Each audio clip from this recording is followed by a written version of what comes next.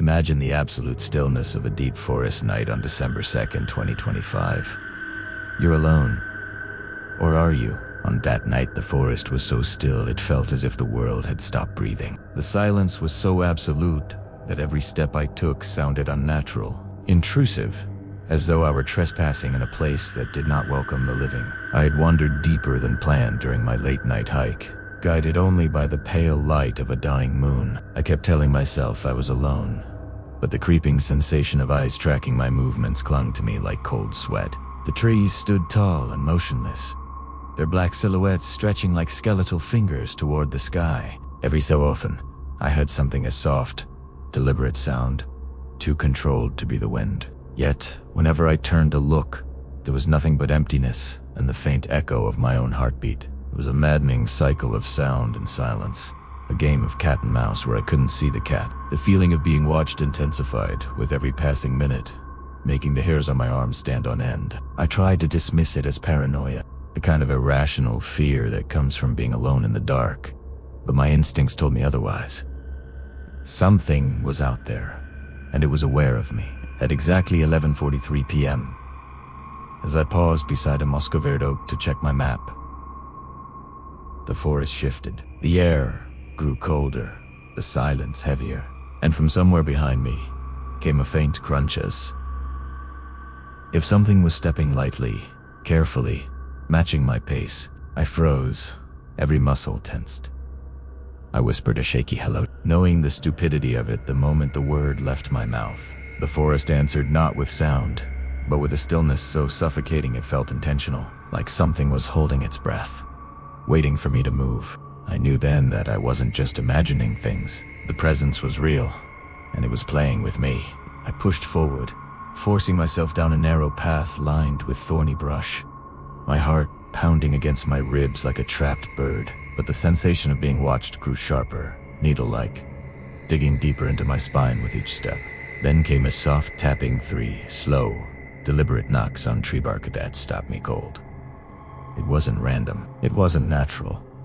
It was communication. It was a signal, a clear and chilling message that I had an audience. My lantern flickered, despite there being no wind, and in that brief stutter of light, I saw it, a shape standing between two, pine stall, stick-thin, unmoving, almost blending into the darkness like a vertical shadow carved out of the night. I blinked, and it vanished, melting into the blackness as though it had never existed. But the tapping came again, louder this time, closer, and now joined by a low hum that vibrated faintly beneath my feet, as if the ground itself were warning me. My instincts screamed for me to run, so I did.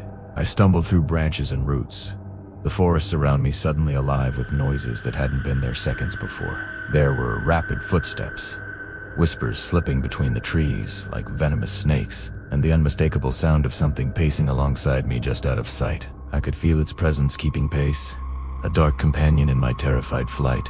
Breathless, I burst into a clearing, a circle of moonlit ground encircled by towering trees that loomed like silent witnesses. I thought I might be safe here, out in the open, but the air felt wrong, charged with an electricity that prickled at my skin. I turned in a slow circle, lantern trembling in my hand, desperately scanning the tree line for any sign of movement. And that's when I saw it clearly for the first time.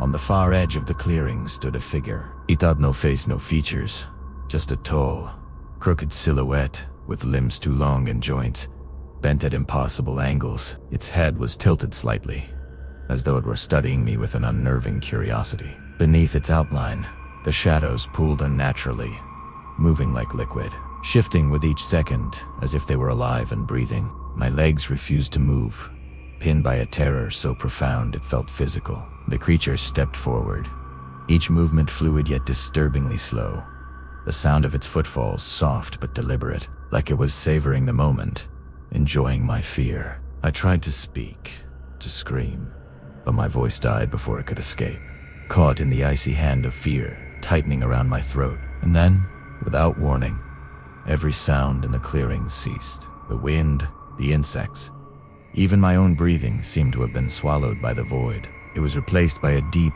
resonating vibration that filled my chest, like a heartbeat that wasn't my own. The creature stopped just a few feet from me, its head tilting further, its body bending in a way no human body could, and from where its face should have been came a whisper my name. It wasn't spoken aloud. I felt it, like a thought forced directly into my skull, a violation of my own mind. The trees behind it shuddered violently, though there was no breeze, and dozens of eyes blinked open within the darkness. Pairs and pairs of glowing amber, predator-like eyes stared from every angle, surrounding me completely. I realized then that the creature in front of me wasn't the threat. It was merely the one allowed to be seen, the emissary for the horrors hiding in the shadows. Something brushed my shoulder cold, small, and clawed. The touch broke the spell. I finally bolted, breaking free from the paralysis and sprinting blindly through the trees as the forest erupted with movement behind me. There were snapping branches, footsteps too numerous to count, and whispers rising into a chaotic chorus that chased me all the way to the edge of the woods. I didn't stop until I reached the main road, collapsing by the guardrail as the forest fell silent again, watching me with that same heavy, suffocating stillness. When I looked back, I saw no creatures, only the black line of trees standing against the night sky. But at their base, illuminated by the moonlight, was a single set of footprints leading out of the forest and stopping right where I stood, though the ground around me was completely untouched.